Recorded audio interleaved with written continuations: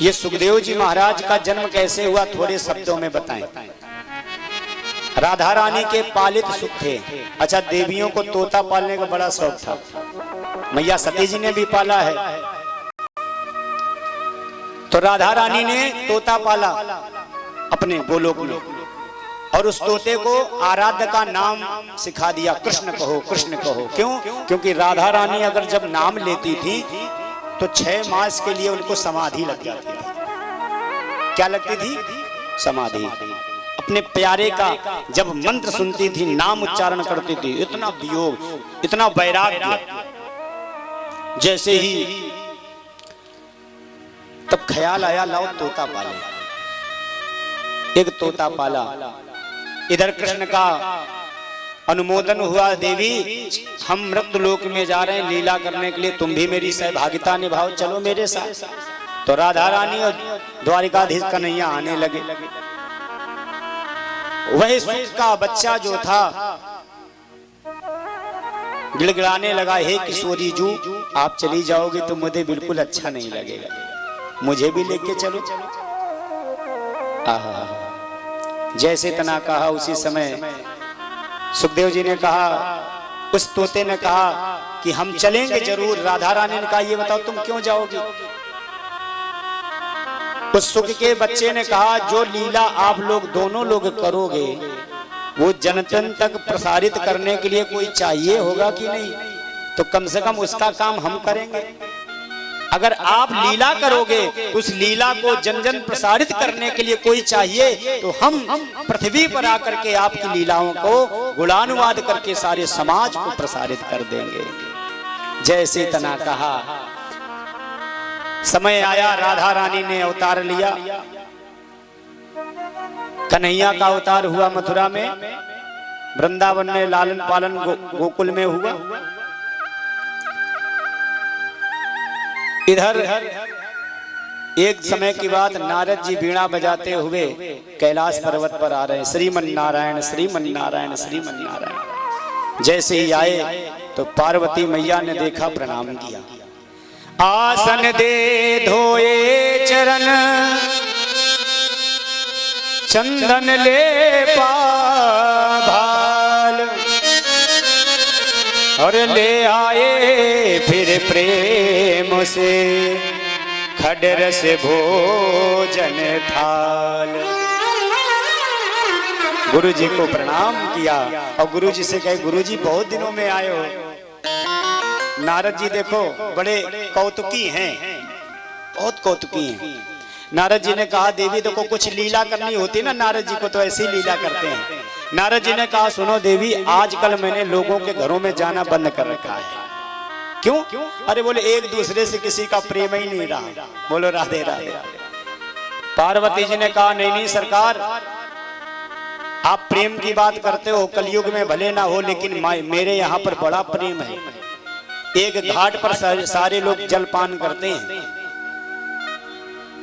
हम सभी मनुष्यों को भगवान भोलेनाथ के परिवार से शिक्षा लेनी चाहिए। जितने भी व्रत बनी हैं, जितने भी व्रत माताएं करती हैं, सब भगवान भोलेनाथ मैया गौरा के व्रत हैं। आप देख लीजिए, हमें सीख लेनी पड़ती है। आज हम लोग थोड़ी थोड़े जमीन के पीछे लड़ मर जाते हैं, एक भाई भाई को काट दे रहा है। लेकिन शिक्षा लीजिए भगवान भोलेनाथ के परिवार से। परिवार में रहते सभी लोग हैं, लेकिन कोई लड़ता नहीं है, सब एक घाट पर पानी पीते हैं। भगवान भोलेनाथ का वाहन पता है कौन सा है? बताओ भाई। नंदी महाराज। और भगवान भगवती का वाहन कौन है? शेरा वाली मैया। और अगर कहीं शेरा वाली मैया का शेर अगर नंदी को देख ले तो बोलो नाश्ता होगा कि नहीं होगा? लेकिन नहीं। चलो ये भी छोड़ो। भगवान भोलेनाथ के बड़े पुत्र का नाम है कार्तिकेय। कार्तिकेय का वाहन कौन है? मोर। और भगवान भोलेनाथ के गले में क्या है? सर्प। और कहीं महाराज मोर सर्प को देख ले तो बोलो ना राधे राधे होगा कि नहीं होगा? अरे ये भी छोड़ दो। भगवान गणेश जी का वाहन है चूहा। है कि नहीं है? अच्छा जरा विचार करो, गणेश जी का वाहन चूहा ही क्यों है? आज जितनी सनातन धर्म में लोगों को बोलने का अधिकार है और कहीं नहीं है, लेकिन हम हिंदू होकर के और अपने सनातन अपने भगवान पर उंगली उठाते हैं। सबसे बड़ा दुर्भाग्य यही है। आज देखो राजनीतिक के लोग जो हैं, राजनीति किस पर खेल रहे? धर्म पर। जिन्होंने कभी रामचरितमानस को उठा करके पढ़ा नहीं, वो रामचरितमानस की चौपाइयों में त्रुटियां ढूंढते हैं। आज मैं अभी पढ़ रहा था, इंस्टाग्राम देख रहा था, इंस्टाग्राम में मैंने एक पोज देखी। एक मौर्य है, आप समझ गए होंगे। उस धूर्त ने अभी कहा कि देखिए हमारे यहाँ जो बच्चा पैदा होता है वो 2 हाथ वाला पैदा होता है, लेकिन देखो किसी के 10 हाथ, किसी के 12 हाथ बनकर के कोई देवी पैदा हो रही है। उसको धूर्त को ये नहीं पता है कि वो कौन है। कहता है मनुष्य के सर में हाथी का सर लगा दिया। तुम क्या जानो? तुमने कभी शास्त्र पढ़ा हो तो पता चले। हमारे यहाँ आज किडनी प्रत्यारोपण करते हैं, किडनी को बदलते हैं, लेकिन पहले भगवान भोलेनाथ ने सिर का सिर्फ छेदन हुआ और बकरे का सर ससुर के लगाया, दक्ष के। कितनी अच्छी चिकित्सा थी महाराज पहले। इसलिए हस्तक्षेप, और अन्य देशों में अन्य धर्मों में अगर इतना बोल देना तो तुरंत कत्ल हो जाए महाराज, तुरंत फांसी चढ़ा दी जाए। लेकिन ये धर्म ऐसा है कि हर जो व्यक्ति आता वही हाथ साफ कर रहा है। खुली छूट है ना, इसलिए भोलेनाथ के वाहन छोटे से है ना, जो श्री गणेश जी हैं। गणेश जी का वाहन चूहा है और भोलेनाथ के गले में, और कहीं सर्प चूहे को देख ले तो नाश्ता होगा कि नहीं? लेकिन एक ही साथ में जलपान कर रहे हैं। तो महाराज ध्यान देना, एक घाट पर पानी, यहाँ बहुत प्रेम है। भगवान नारद जी ने मन में सोचा देखो इतना प्रेम दिखा रहे हैं, आज थोड़ा सा प्रेम निकाल ही देते हैं। नारद जी का नाम है नारद। जो चिंगारी ना लग रही हो ना तो थोड़ी सी भड़का देते हैं। नारद, जिसकी बात कभी रद्द ही ना हो उसी को बोलते हैं नारद। नारद ज्ञानम ददाति सा नारदः, जो ज्ञान का भंडार है वही नारद। नारद जी ने कहा ये बताओ, सब कुछ बताते? बोले हाँ। अरे भोलेनाथ यहाँ तक इतना बता देते हैं कि मुंडों की माला किसकी है, ये नहीं बताई, लेकिन सब कुछ बताते हैं। नारद जी ने कहा अच्छा ये बताओ, ये मुंडों की माला क्यों पहनते हैं? क्योंकि ब्रह्मा पहिने मड़के माला, विष्णु भी मणिमाला धारी। हे देवी बताओ पति तुम्हारे, मुंडों की माला क्यों धारी? ये मुंडों की माला धारण किए हुए हैं, ये कौन है? अब मैया चुप हो गई, क्यों? कुछ प्रत्युत्तर नहीं आया। हा। जैसे इतना कहा, नारद जी ने कहा राम राम मैं तो चल रहा हूँ। मैया पार्वती जी बैठ करके कोने में बैठ गई। भोलेनाथ की समाधि टूटी, वापस आई, और जैसे ही वापस आई तो उसी समय मैया पार्वती जी अवाक बैठी हुई, हताश बैठी हुई। देवी क्या हुआ? क्या कारण है? पार्वती जी ने कहा तुम हमसे प्रेम नहीं करते हो। ये किसने बताया प्रेम? प्रेम हम इतना करते हैं। भगवान भोलेनाथ कहने लगे ये बताओ देवी आज कोई आया था? बोले हाँ। कौन आया था? बोले नारद जी। अरे बोले नारद जी आए थे, बस हम समझ गए, सब किया कराया उन्हीं का। देवी तुम प्रेम की बात करती हो, हम प्रेम तुमसे इतना करते हैं, इसका प्रमाण और कोई नहीं है, ये मुंड की माला है। ये क्या है? अरे देवी ये और किसी की नहीं है, ये सब तुम्हारी मुंडों की माला है। जैसे तना कहा अवाक रह गई।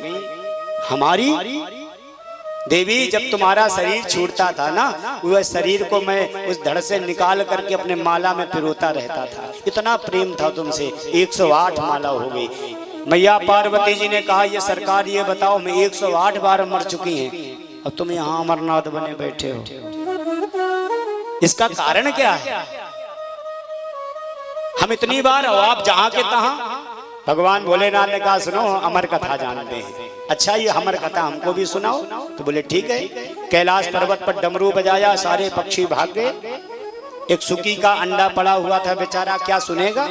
पार्वती जी बैठ गई चरणों में, भगवान भोलेनाथ प्रारंभ हो गए। और एक बात बताएं, ये अमर कथा और कोई नहीं है, श्रीमद् भागवत की कथा ही अमर कथा है। जिसको हम सुन रहे हैं यही अमर कथा है। अगर भाव से सुनेंगे तो जीवन कल्याण हो जाएगा। प्रेम से बोलिए ना, राधे राधे। जैसे ही प्रारंभ हुई, प्रथम स्कंद विश्राम हुआ, द्वितीय स्कंद हुआ, 11वां स्कंद तक जैसे कथा आई, तो उसी समय कथा के प्रभाव से वह सुख का जो अंडा पड़ा हुआ था वो अपने आप फूट गया, उससे बच्चा निकल आया। कथा सुनने लगा। धीरे धीरे करते हुए एकादश स्कंद में माताओं को नींद आ जाती है। जब कोई गंभीर चर्चा होती है ना, माताओं को प्राय नींद आती है। हाँ, कहे स्वाद के चक्कर में 2 रोटी ज्यादा खा के आती है। बोलो राधे राधे। हाँ, अब माताओं को नींद जब आती है ना, तो इनके पास में ऑफर भगवान ने दिए। ऑफर क्या? जब नींद आए तो घूंघट को, पहले यहाँ तक था घूंघट, और जैसे ही नींद आए तो 2 हाथ का घूंघट। हाँ, और नींद आती है तो महाराज जैसे झोंका लिया तो पड़ोसिन ने देखा, किल्ली मारी, क्या कर रही हो, सो रही हो क्या? तो बोले ना, समाधि लगी। घूंघट की आड़ में दुनिया गई। राम राम। तो आजकल ये भी हो रहा है। एक मैया को देखा, घूंघट में बड़े बड़े कांड हो जाते हैं, विनोद भैया। हाँ, एक जगह मैंने देखा, एक मैया जैसे ही आई, उसने घूंघट मारा, उसको खाने का कुछ मन हुआ, उसने बैग से निकाले अंकल चिप्स, और अंकल चिप्स लेकर के घूंघट के अंदर से जब आवाज आई कर कर रखी है, तो सुनो कि भैया क्या हो रहा है। तो ये भी आजकल घूंघट में सब काम हो रहा है। बोलो राधे राधे। तो महाराज जैसे ही माता को नींद आई, तो उसी समय सुख का बच्चा माता के हूबहू आवाज में बोलने लगा। तोता के अंदर ये कला होती है कि मनुष्य की आवाज को बोल लेता है। बोलना प्रारंभ हुआ, कथा विश्राम हुई। भोलेनाथ ने जयकारा लगाया, बोलिए वृंदावन बिहारी लाल की जय हो। जैसी आवाज लगाई, निद्रा भंग हुई। पार्वती मैया ने कहा, हाँ भोलेनाथ फिर क्या हुआ? कहने, कथा सुना तो दी, सो गई थी क्या? बोले हाँ। तो ये कथा किसने सुनी? अब उठाया हाथ में त्रिशूल कि हम छोड़ेंगे नहीं जिसने हमारी चोरी से कथा सुनी है। तो आगे आगे सुख का तोता दौड़ता हुआ जा रहा है, पीछे पीछे भगवान भोलेनाथ हाथ में त्रिशूल लिए, छोड़ेंगे नहीं, दौड़ते हुए। जैसे ही जा रहे थे तो कैलाश पर्वत के नीचे उतर करके आए बद्री विशाल। बद्री विशाल के नीचे जैसे उतरे तो बद्री विशाल का अंतिम एक गांव है जिसको माणा गांव बोलते हैं। व्यास गुफा है वहां। व्यास गुफा के उसी के नीचे प्रवेश कर गए और गुफा में प्रवेश करके व्यास जी की पत्नी जम्हाई ले रही थी। तो जैसे ही जम्हाई ली तो भगवान सुखदेव जी जो थे, छोटा सा रूप बना करके और मुख से होकर के उदरस्त पेट में चले गए। भोलेनाथ ने कहा, जब गुफा से निकलेगा तो हम छोड़ेंगे नहीं। और क्या किया, रास्ते में ही महाराज त्रिशूल जमा दिया, बैठ गए, आने दो, छोड़ेंगे नहीं। हाँ, जैसे इतना कहा उसी समय काफी देर हो गई, भोलेनाथ आए और भोलेनाथ बैठे थे। व्यास जी का आगमन हुआ। व्यास जी ने जैसे ही देखा तो भोलेनाथ का स्वागत किया। फिर माला तांबूल से खूब किया सम्मान, मानो घर मेहमान क्या आए हो भगवान। स्वागत किया, सम्मान किया। फिर भोलेनाथ से पूछा, प्रभु ये बताओ आज हमारे दरवाजे ऐसा क्या कारण बन गया जो आप हमारे दरवाजे पर पधारे? भोलेनाथ ने कहा, मेरा एक चोर है जो तुम्हारे घर में घुसा है, उसको निकालो।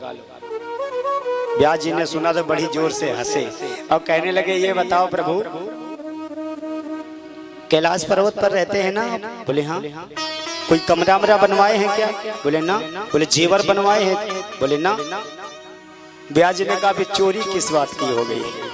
बोलो राधे राधे। चोरी किस बात की? पहनने के लिए कुछ है नहीं, रहने के लिए घर नहीं, पाउडर लगाओ तो भभूति लगाओ, बताओ क्या है? तो बोले अमर कथा सुनी है, और अमर कथा जो सुन लेता बोले क्या होता? बोले अमर हो जाता है। व्यास जी ने कहा, बुरा मत मानना भोलेनाथ, चोरी से ही कथा सुनी है तो क्या हुआ, लेकिन जिसने सुनी है उसने चोरी से सुनी लेकिन अमर तो हुआ। अब उसको मारेंगे तो महिमा खत्म हो जाएगी कथा की कि नहीं? भोलेनाथ कहने लगे, अरे रे आज लगता है ज्यादा ही भांग खा के चले आए थे। बोलो राधे राधे। हाँ, भोलेनाथ वापस आ गए।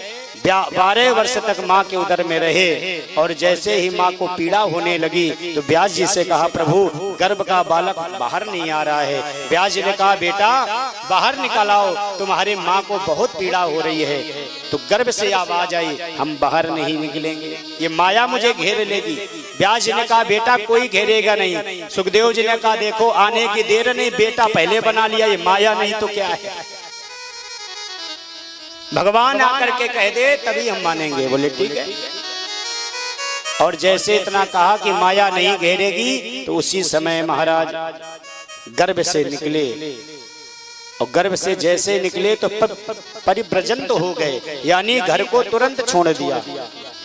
और जन्मत ही जग दुख निरख, नरा लपेटे अंग।